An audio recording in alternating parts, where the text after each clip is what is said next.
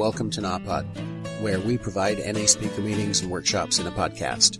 We are an ad-free podcast, and if you enjoy listening, please help us to be self-supporting by visiting napod.xyz, look for the donate link, and drop $1 or $2 in the virtual basket.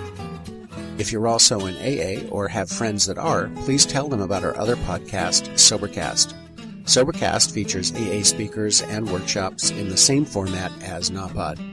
We upload a new speaker every day, and it's easy to subscribe by searching for Sobercast, that's 2 words, on any podcast player app, or go to Sobercast.com. Enjoy the podcast, and thanks for listening.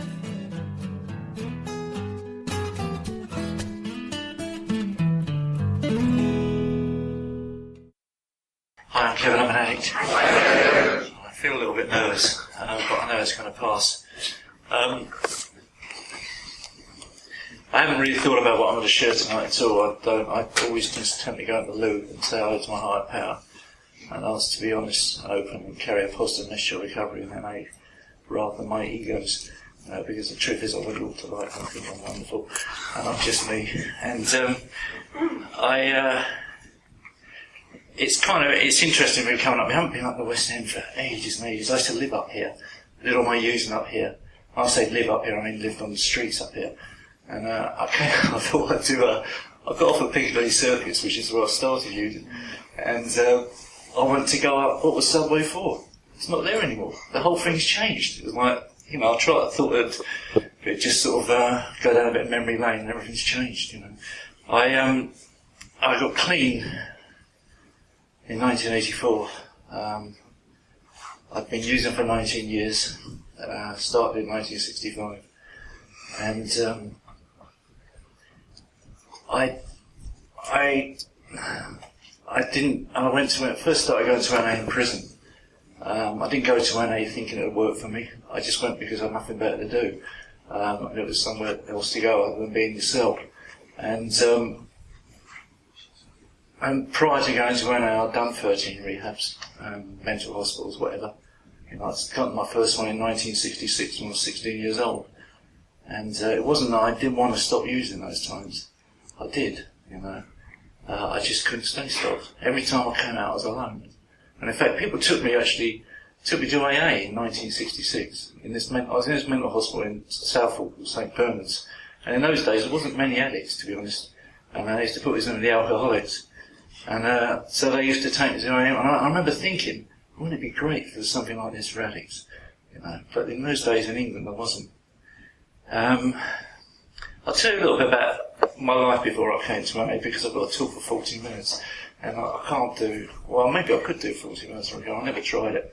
So I'll tell you a little bit about how I got to NA and then hopefully there'll be a couple of minutes left at the end I can talk about recovery.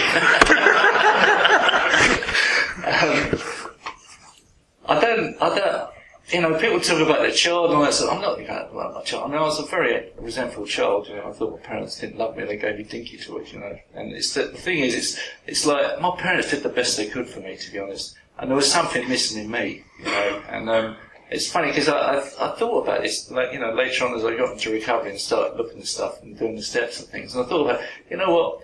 My parents did the best they could for me, and their parents did the best they could for them, and their parents probably did the best they could for them. And this stuff goes back decades, generations, So there's no point being pissed off at your parents, really. That's the way I see it. And it's interesting, being a parent now myself, and I find myself doing some of the things that my parents used to do. I want my children to have everything. I want to give them toys and sort of, it's just the things that I put my parents down about. But anyway, I had this child, and I wasn't happy anyway. Don't know why. I wanted to be free, didn't know what freedom was, but I just knew that I didn't have it. That's the way I saw it.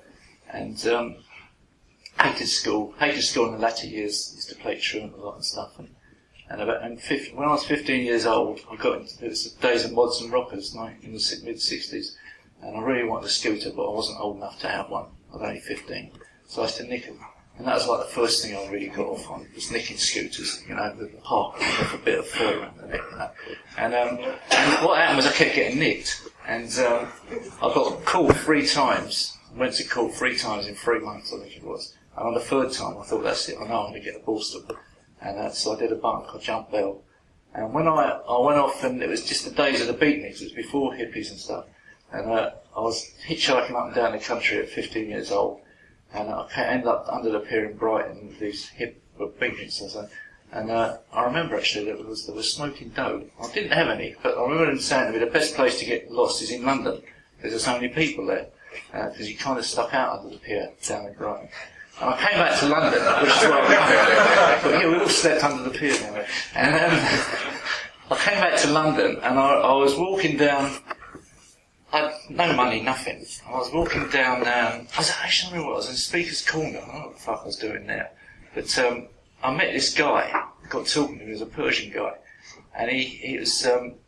I remember reading something about something called Purple Hearts when I was a kid, thinking like, what I was trying not to sweat. What are they? And feeling a bit fascinated. But I never. Now, when this guy had these, he said, "Look, I've got these pills," because he heard I was hanging out with all the beatniks, you see.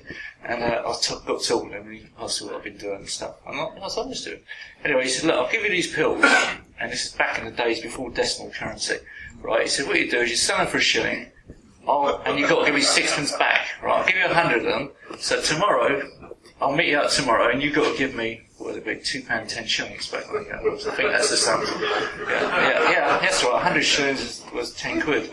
Yeah.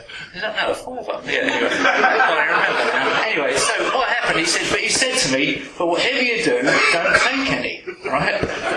So, I went off and got these things, and I go down and see all the big, I remember it was pubs in the West End where they used to hang out, and I took a couple. And I started talking to him. I'd always been a shy introvert kid, and it's just like, this is the business, you know. And of course I gave a few away because I was feeling really good. And I found myself walking down walking down the Bayswater Road about 1 o'clock in the morning, talking to people. I thought, this is the business. It's a bit that sort of thing where they say, just keep taking the medicine, keep taking the pills. And I thought, if I keep taking these, everything's going to be great. You know, I feel fantastic. It's the missing link. And but somewhere along there in the middle of the night, probably about 2 in the morning, I realised I was meant to meet the guy the next day, and all I had was a quid, because I'd taken some, given some away, you know, and there was none left. And I went down. There was an underground garage in Park Lane, and I went down and I robbed the garage to get the money to get the pills the next day. And basically, the next 19 years of my using were like that. It was getting and using and finding ways and means to get more, you know. And as I said, by the time I'd been locked up by the time I was 16. I was classed as out of parental control. I started shooting up gear and stuff, and my parents had found it. I was on probation. I'd gone back and given myself up actually after about 3 or 4 months on the streets.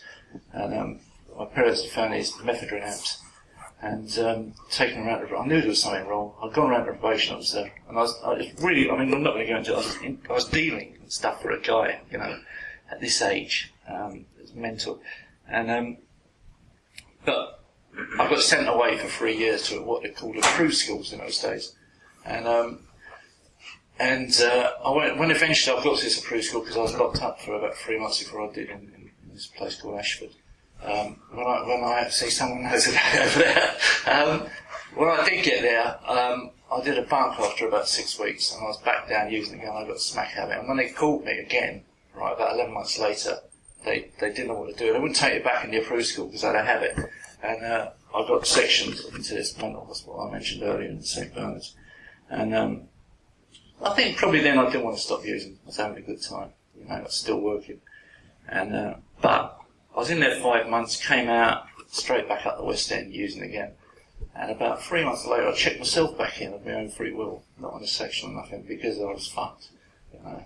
And I knew I was fucked. And there was no, am I an addict? I knew I was an addict, you know. And it was, thinking back on my using, you know, it was just incredibly sad, you know. Most of that time, I was living on the streets, or I was just dusting in places, or whatever. I used to stay. There was a hostel up there, and, you know, I mean, this is a shelter for homeless people, I believe. You know, I mean, I used to live in one just around the corner there, you know. You know, the guy you see sitting on the street with a can of beer, that was me, you know, for fucking 19 years, you know. it was just a mess. It's just sad, actually. Sometimes I feel, for some reason, recently I started remembering things from my using. You know, I just feel like crying sometimes, to be honest. Because it was sad. It wasn't exciting or anything. It was just desperation. It was like desperation and the fucking hopelessness of it all. You know, I think the worst thing about my using was like, no matter what I did, whether I was in prison or in rehab or wherever, it's like, it was pointless. It's like, I kind of knew when I went in there that even when I leave here, despite my good intentions, I'm going to go back to using again. I'd always done it before. You know, I'd given up on myself. And then, to be honest, they'd all given up on me as well. You know, it's like, whenever I was in prison, I'd try to get into a rehab or whatever, they'd just say, what's different this time, Kevin? And I couldn't tell them, you know. And what changed to me was, I'll just tell you, I remember a few things from my using that I've always hung on to, because I think it's good to remember the reality of your using, you know. And I got married one time. I tell you what happened was, I got married one time, and my wife was 17, I think, and I was 24, and my wife died at 22 of this disease, and it was. I don't know, sorry, I've got off track here, I've kind of got a bit emotional. I'll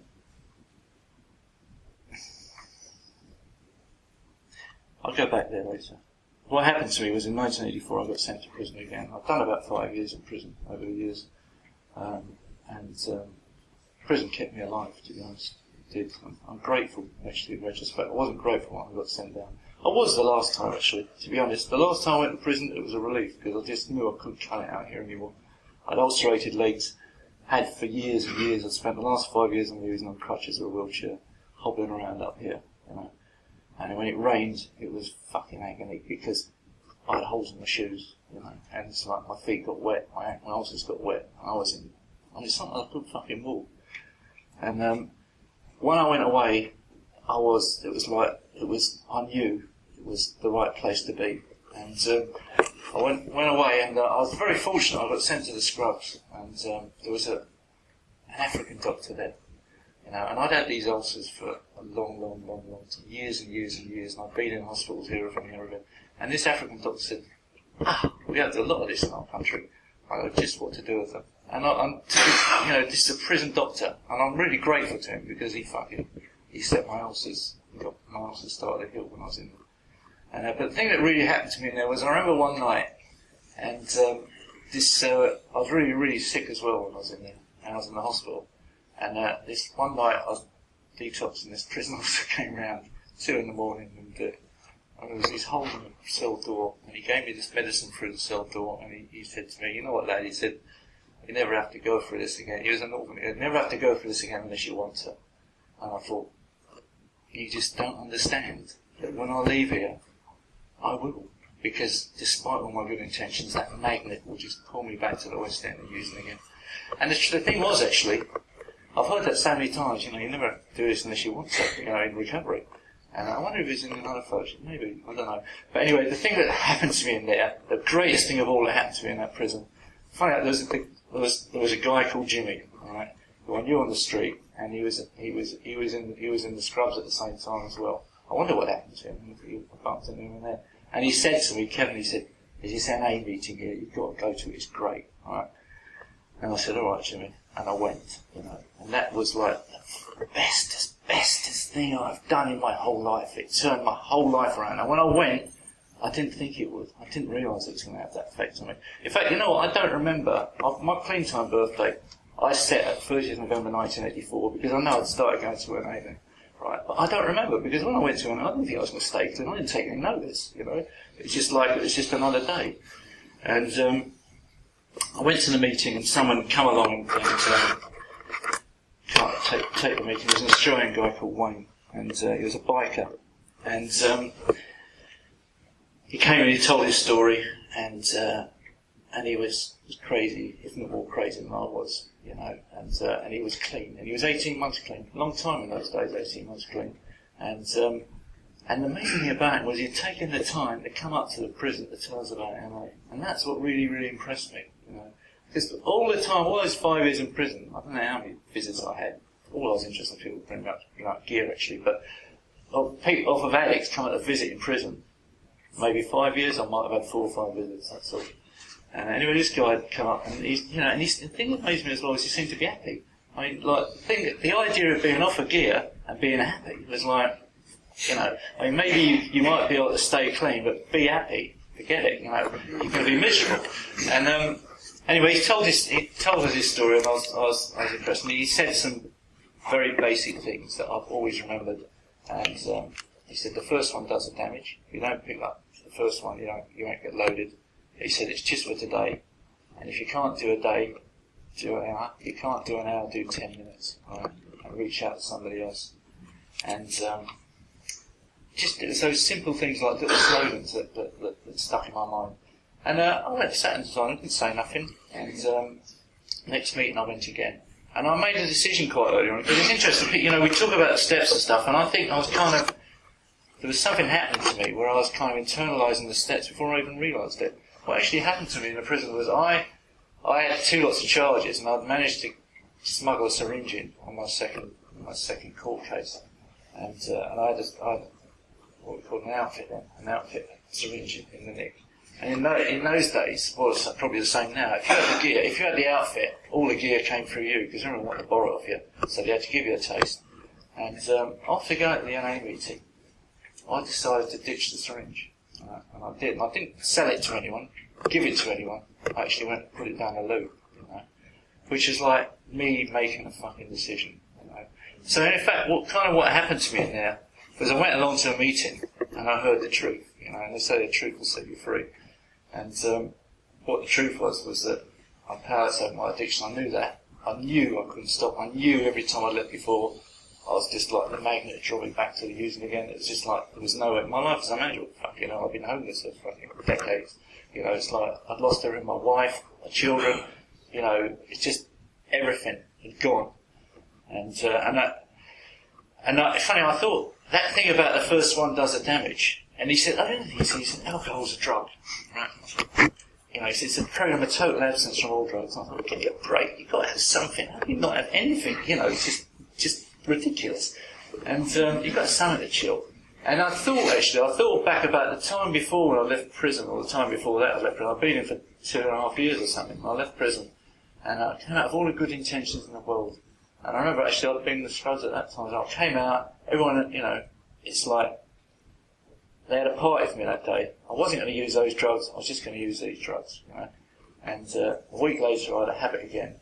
And 5 weeks later, I was back in prison, parole revoked, further charges, and thinking, how the fuck have I got back here? And what had actually happened to me was the first drink I had when I got out the gate was what set the chain off, And it's like, and I couldn't believe after 2.5 years of not using gear, well, maybe a little bit in there, but of not using gear, that I could get physical habit again, in that amount of time.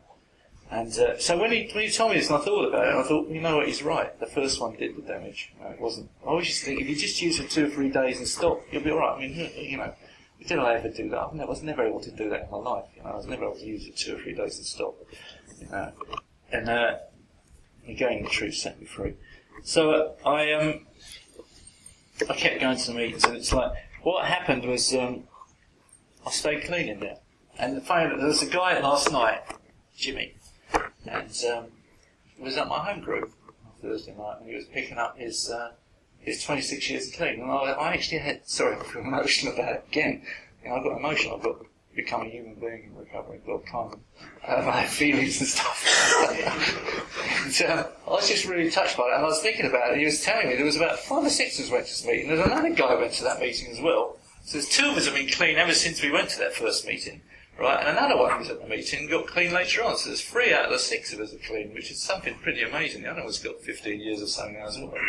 And I think it's just fantastic. But anyway, what happened to me was that I was going to the meetings and we were staying clean. And the way we did it was we supported each other, And what happened was, I think what happened was I began to internalise, I think, powerless over my addiction, my lifestyle management, stay away from the first one. You ain't going to get loaded. So I didn't use any gear, and I didn't have any visits that last time I was in prison at all. Not that anyone wanted to come and see me, but I wasn't taking any chances. The only people I knew were using addicts anyway. And what happened was there was a point in time that people came up to the prison, but they couldn't get in because there was a shortage of prison staff, and we had our own meeting. And I used to do the literature in the meeting. I used to take the box of literature. It wasn't much of it, but we had pamphlets. It was very basic text in those days. I think we had a basic text, but they were very rare in 1984 in this country. It was, and because I had the literature, I used to read it, and which is a gift as well. I didn't realise it. I didn't realise I was doing service or anything, but there was a benefit to it. I got to read literature. But what happened anyway? People came out and couldn't get in, and we had our own meeting. And we used to read 3 paragraphs at a time, and then talk about our using. But the thing about this meeting was that we all had a willingness to stay clean, and we'd gone to the meeting. It wasn't just because someone was coming to bring up the smoke or something, or some cigarettes, or a pretty girl came up or something. And what I began to realise then was NA was not about them coming up to bring NA into us, that we were a part of it. It's like, it doesn't matter where you are, it doesn't matter if you're in prison or, in Kalahari Desert or not. All NA meetings are always 2 or more A's getting together for a purpose of recovery, that's all. And it was like, I began to realise there was something very special here, because at the end of the meeting, I still felt good. And I used to say to my cellmate, who'd been to NA, funny enough, outside, he'd say, "You're going to the NA meeting?" I say, "Yeah, I'm going to get my hit for the week." Because that's all we had. We had one meeting a week, and the support of each other. And I think the thing when I threw the syringe away was I made a decision to go for it. It's almost like step 3. It's like I'd seen something that was working for me. I said I couldn't do it on my own. I'd seen something that was working with me, and I made a decision to go for it, like dumping the syringe. I mean, all this is in retrospect. None of this was going on in my head at the time. I was just thinking back over it. Anyway, let's see, I've done 25 minutes already. I've got 15 minutes. I want to get into recovery now. Well, I'm in recovery now. Yeah. So, did my time in the Nick, and strangely enough, I got parole again, much to my surprise. I was only doing a year last time. I had 2 months parole. And my legs started to get better, and I had to do something now. I started studying and stuff, because just sitting around in prison doing nothing is boring. It really is boring. And fair enough, I did an O-level in there. I left school when I was 15 because I was using, right? And I did an O-level in there just off my own back. And the strangest thing is I've got an A in it, right? But I could never use it because it's got the scrubs address on it. So one O-level. Joys of recovery. Where was I going? Oh yeah. I'll tell you what happened was, I got parole and I didn't want to leave, to be honest, because I was scared to go out, because I knew I could stay clean in prison, but I didn't know I could stay clean outside, because I've never been able to before. It's safe in there, and I was homeless as well. I was going to go out to no home, That's terrible. One of the guy in there who'd been a bit of a jailhouse lawyer had told me to write off, because I had bad luck, I was classed as disabled. Write off to the local council and ask for a council flat. I said, there we go. Just do it, he said, And he was a bit of a sort of like on your case guy, and I did, and they wrote back and said, we put you on a list. He said, write back again and say, that's not good enough. Under such and such an act, you've got to rehouse me because of disabled, something or other. And I did. And you know what? I didn't take the parole. Just needed to get an address, because I knew it would all be iffy, getting an address and stuff. It was dodgy territory. And 4 weeks after I could have got out on parole, I got a letter saying that they were going to give me a council flat. And it was just like, all these kind of synchronicities happened in my recovery, right back from then. And I eventually had to go, because my time was up. And fortunately for me, Jimmy had got out a few weeks before me, And I came out, anyway, one of the guys who came up, who lived in Ladbroke Grove, Chris actually, Chris P is name, he's dead now, he's a lovely guy. He used to come and take the meeting. He said to me, I live around the corner, when you get out, give me a call. This wasn't the days, this was before mobile phones, this was, you had to have 5p just showing me putting the phone box to ring, whatever it was, Brookings, I don't remember. But anyway, the day I got out, I was shitting myself, because it was like, everybody else gets out, they come out, the scrubs go straight down, there's a sort of grocery shop off license down underneath the bridge, they're all in there getting a can of beer. And I didn't have a good move. I went around and I had to look for a phone box around that area in Acton. It's bloody, in those days, there's no phone boxes there anyway. Those days they're all vandalised. I had to go and look for a phone box and find one. Eventually I called this guy, Chris. I went around and saw him, I had a cup of tea with him and stuff. Good move. And I had to go and look at his flat. And I went and I saw his council flat and it's bare. you know, because they don't come furnished. I'm feeling sorry for myself already. And he said, I'll go to a lunchtime meeting, I'll see you there. And I went to the meeting and someone was doing a chair and they talked about their phone bill, and I thought, phone bill? I've had a phone, never had anywhere to live. Junior junkies, you know, they don't, no one's been like where I was. Of course they can stay clean, you know. It's like, and what happens to me when I get feared up, I look for differences, you know. I try and separate myself. I'm different from everybody else. That's exactly what's happened to me. At the end of the meeting, he said to me, go and talk to people, Kevin. I said, I can't talk to these people. And I went off up the road, it was on King's Road, Friday lunchtime, and I sat down, it was July 13th, 1985 or something, or June 13th, I don't remember, but I remember it was the 13th and it was a Friday. And I sat down outside this theatre and all these people were sitting over there in the bistro, whatever it was they used to call them over there. And you know the glasses of beer you see on the TV with drips, you know, they all seem to have those. And I was sitting there looking at it and there's a thing going through my head going, yeah, there's a Shakin' Stevens or something. Song you don't drink, you don't smoke, or do you don't drink, you don't smoke, or do you going round and round in my head. And I'm looking at this and thinking, that'll take the edge off, that'll take the edge off. And I remember what the guy had said. He said, first one does the damage. If you can't do a day, do an hour. If you can't do an hour, do 10 minutes and call somebody. Reach out. And that's what I did. I called Jimmy. And he said, I'm going to a meeting tonight. He said, how is it? I said, oh, great. To be honest, I want to be back inside where it's safe, you know, with my mates. And I went to the meeting and shared at the meeting, and the rest is history. I've been coming back ever since. And I got involved earlier on. I didn't know how to talk to people at the end of meetings. I don't know how to talk to them. I used to hide myself by, I'd always be the person doing the chairs, right? Because I was stacking chairs and I had to talk to them. I didn't know how to talk to them about anything except using. I don't know nothing about recovery or about life, you know, or football or anything. Honest to God, my life was just solely focused getting and using drugs. That's all I did. You know, and so I used to do that, and then I took on I remember they used to ask people to wash the cups, right? And I'd be washing the cups, and someone would be drying them, and they'd say, hi, I'm so-and-so, and I'd say, hi, I'm Kevin. And that's how I got to talk to people. I took a tea commitment, and I got to talk to people there. Everything in my life, to be honest, my socialisation, being able to talk here tonight, to be able to work, to do anything, I got my basic life skills through coming here. And I know that that's really, is it what NA is about? All NA is about how it's helping others to stay clean. That's what it's about, you know, reaching out to newcomers. I got everything from here.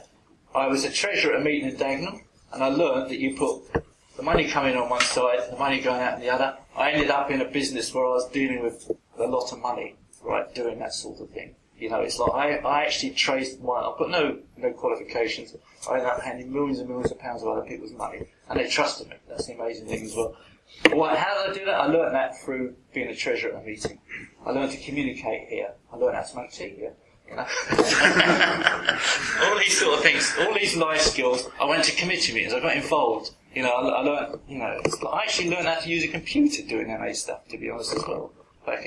You know, personal computers weren't that like they are now, you know, but it's everything I've got here. My life in recovery has been fucking fantastic. You know, of course I have days that have been painful, you know. I mean, I've had days where, you know, a relationship has ended or something, and I've hurt so much inside. My first real love in recovery was about 5 years clean, the only time I really wanted to fucking use, and I was banging my head on the fucking wall because the pain of banging my head on the wall detracted from the pain I felt inside, you know. And, you know, I mean, I always used to say I can't understand people self-harming. You know, when I got to that stage, when I got to started to become a human being and started to feel my feelings, I knew what it felt like to fucking, why people want to self-harm. And, shit, there was so much, you know, I could do another 40 minutes, look at the time, yeah, I could do another 40 minutes on what's happened in recovery. You know, it's like, I've had a sponsor basically since I got out of prison. I've had 4 different sponsors in the time I've been clean. They've all been wonderful people. I hate it when people say sack the sponsor. You know, fucking no, it's just, you know, it's, you know, sometimes it's time to move on, but it's like, don't get paid to do it. You know, it's like, people give you their time, which is fantastic. I chose my first sponsor because he laughed a lot. Thought it must be working for him. And really simple stuff, you know. And it doesn't need to be whatever. And if it's not right, it's time to move on. You know, it's like you find someone else. I've gone through the steps. I've got sponsors. You know, I've got sponsors. I've got sponsees. Still got sponsees. And I've been married twice in recovery. Buried both my parents in recovery. I've died twice. I've had cardiac arrest twice in recovery. Had a motorbike accident, and about 14 years clean. I'll tell you what. The thing about being an addict. I mean, I've been very lucky in recovery. I think of that accident actually as a real learn. A lot of my adversities in life have been real bonuses for me. They've been chances to move on and to learn and to change. You know, it's like I think. I'll just tell you. How much more? Okay, 10 minutes. Okay. I had this motorbike accident, right? And and when you're dying, it's like, I was in this hospital, and I'll tell you, I can't believe how many people were there. It was just, they thought I was a sort of celebrity or something. All these many people killed. I'm in intensive care, and they can't get them out. You know, it's like mental. And my sponsor was there, and I think at this point in time, I'd already had 2 cardiac arrests, and I had all this internal bleeding. I was all smashed up. My leg was smashed up and stuff. And my sponsor was there, and they came over and they said to me, "Look, we can take this out of hospital because we think what's happened is you ruptured this around the heart. That's why all this blood's going into your lungs, and why you keep having cardiac arrest." But he said, all this equipment, because I was attached to a lot of equipment, it's just got to go with you in the ambulance. And there's a registrar or something coming with you, and all the nurses are coming with you and everything. But we need to tell you, you might not make it, right? You might not make it from this hospital to the next one, you know. And it's great because I called my sponsor over, and you know what? I have always thought when you're on death's door-bed, you'd be terrified, you know. And I was there on death's door-bed, just feeling, okay, I thought back over my life, and I just thought, you know, the past 14 years I've been in recovery, I actually feel I've put positive input into the world, and I felt at peace with myself, and I thought maybe it's just time to move on, you know. And I called my sponsor over and I said, look, you know, I might not make it, but if I don't, like, I know people are going to have to be sad that I've died, but the past 14 years have been a bonus, you know. I never expected to get a few years out of this. I thought physically my condition was such that I'll die, you know. And here I am, I'm now 25 years clean. But it's like, back then, it was like, this has been a bonus, you know, I should have been dead years ago. And as you know, I didn't die. But you know, the reason I tell you that is because, you know what, I think the biggest fear of all has got to be dying, right? We all fear dying and getting run over, whatever. And you know what, every time one of the great gifts out of the accident gave me was just the thinking, every time you're in a relationship or you move, or you quit your job and you move on to the next thing, it's always like a little death, you know. And the truth, and I've been so gifted in being in that situation and not being scared that I can say to myself, you know what, this is just time to move on. You know, it's just time to move on, and it's going to be okay. If you can be on death's door-bed and not be scared, it's not like that all the time. I still get fear, of course I do, but it's like it was a fucking gift, because that's all it is. It's just like a little death and time to move on. And every time I have moved on, it's been better than it was before. Every one of those relationships, I haven't had that many, but I had a few. You know, every time they've ended, and I thought, oh God, there'll never be another one like it. There's always been. I'm not saying it's better. It's been different. You know, it's been a whole new experience. You know, a lot of my problem is my thinking. You know, to be honest, I'll just tell you another little story. Well, I see some people I think about that. I'll just tell you a little story. My home group, Thursday night, Portobello Road. Right, we used to go up from there to a place up in Portobello Road, at the top of the road. I think it's called Portobello Cafe. And there was a little girl in there, very sweet little thing. And she was Australian. She was bubbly and stuff. And she, anyway, I got to know her name. She got to know mine.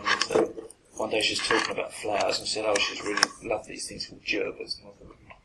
Right, so she's only young, and I'm 40 odd at the time, by the way. And I thought, okay, next week I'm going to get some gerbers. So I went off to get these flowers. Couldn't find them in the first flower shop, so I've got a bunch of something else, right? And then I looked at another flower shop, and they'd had them. So I ended up all these flowers in my car, right? So I thought, I'm arranged to meet a sponsee in his cafe before the meeting. So I got there, got the flowers in the car, the sponsee's in there, and I'm just like, my head's gone anyway, because I'm going to give this girl a bunch of flowers, you know. And sponsee says, what's going on? And I said, and I told him, he said, look, I'm out of here, right? He's gone. So he's gone and left me on my own. Right? There's her and her mates in the back of the cafe. He comes over and starts talking. Oh, I said, hi, Rob. My name is Rob. So I've got something for the car. There you go. Go and give her the flowers in the car. She said, oh, okay, I think. He said, what's that for? And I went, And I just said, because you're so happy. And it's just like, I just thought, oh God, you're such a wank. It's like, oh God, you're 40 odd years old, you can't even got a bunch of flowers about seizing up, you're absolutely useless. You know? And she said, you're coming back in. I said, no, I've got to go. So I go off, the meeting's there, I'm sitting in the meeting for half an hour, my head's going, oh, you're bloody useless. For how many years are you in recovery? 10 years, whatever, you can't even do a bunch of and then I had a flash of sanity, you know, because that's what happens. So, what recovery's giving me. From time to time I get that flash of sanity where you get a bit of sane thinking in there, and the sane thinking said, hang on a minute mate, you're 44 years old, she's 22 or something, or 28, you've had the courage to go and give her a bunch of flowers. Wicked, respect, you know. Anyway, we did go out for about 2 weeks, didn't work out, but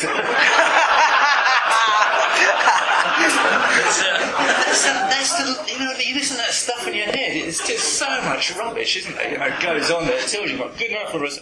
Unfortunately, I don't get that anywhere near what I used to. I do sometimes. Everyone has bad hair days. You get up, you look in the mirror and think, well, I am getting older now, you know. And I used to do it anyway. I used to look in the mirror and go, looking good, Kev. To try and give myself positive. I don't do it anymore. Maybe I should. But my life now is nothing like it was when I came in. I haven't been homeless since I've been in recovery. I haven't been arrested since I've been in recovery. I've been in lots of prisons, but only to do H&I meetings. You know, and strangely enough, I've started getting claustrophobic and having. The last meeting I went to do in Brixton Prison, which I spent a lot of time in, I went in and it was terrible. I went to do this H&I meeting and I started having a panic attack in this double cell. And I managed to get through it, and I just thought, well, that's a change. I can never do bird again. I've got to be really one more incentive. But all the things that I thought were going to be terrible, that were going to be real, because I've been in recovery and I've tried to do the right thing. And I mean that. I believe my goal in recovery, I heard a guy called Pepe, who's dead now as well, bless him. A wonderful guy, and I met him once, and he had this saying, he said, what's God's will for me? We talk about what's God's will for me. He said he concluded that God's will for him was simply that he had peace of mind. You know? And so what I do in my day is I try and do things that give me peace of mind. You know? And if I do those, I feel I'm in recovery. If I do things that are a little bit dodgy or whatever, and I don't have peace of mind, that's not what I'm here for. I think that this is, you know, you say it's a spiritual program. I think the word inspired means to be in spirit. And I think if you're painting the ceiling and you're thinking, wicked, this is great, I think that's being in spirit. And that's where I aim to be in my life, to do things that make me feel, this is great. And I've had, you know, very well paid jobs. Right now I'm working for myself doing, never mind what I'm doing, but it's like, and I've left them and gone to live in countries where there's abject poverty and just changed my whole life and everything in recovery. Right? I've taken the risk and done it. You know, and I think that life is short, you know. I think we're all incredibly talented and gifted people. We've all got God-given talents, you know, me included, you know, and I think that it's kind of an insult to God, whatever you perceive God to be, not to use your God-given talents, you know. And I don't think that any of us are meant to be here. You know, I'm given a kind of thing, this is my stuff. I don't think anyone are meant to be here to live a drudge of a life. And I think that we can all do great things, you know. And I see that day after day after day in people. I mean, I love seeing people come in and say, I've got a day clean. I'll see them at 30 days and whatever, you know. And it's just, the whole life's changed around here. It's just fucking fantastic what we've got going here. There's nothing like it. Look at that, I think I might run out of time. I still love recovery. I've still got I've got 2 meetings ago, I'll be honest with you. I've got family, I'm 60 years old now. So I've got a 16-month-old baby who's just fantastic, you know.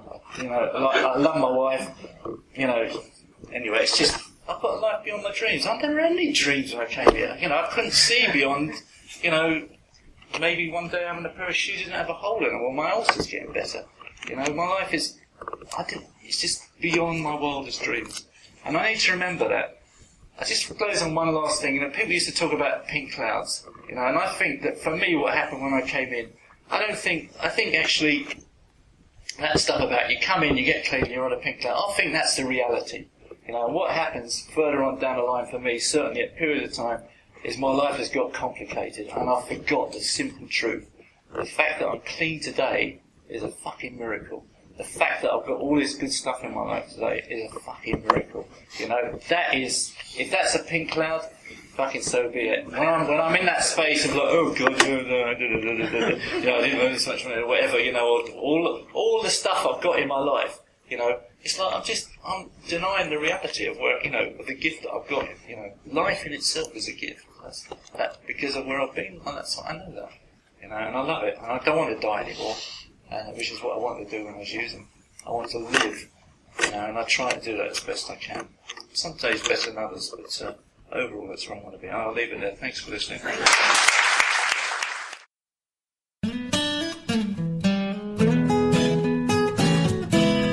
Thank you for listening. I hope you enjoyed the podcast. Please help us improve our ranking so others can find us by putting a review on Stitcher, iTunes, or your favorite podcast index. Nawpod is ad-free thanks to the folks supporting the show with $1 or more per month. If you enjoy listening, you can join them by going to nawpod.xyz and looking for the donate link. Thank you for listening. Have a great day.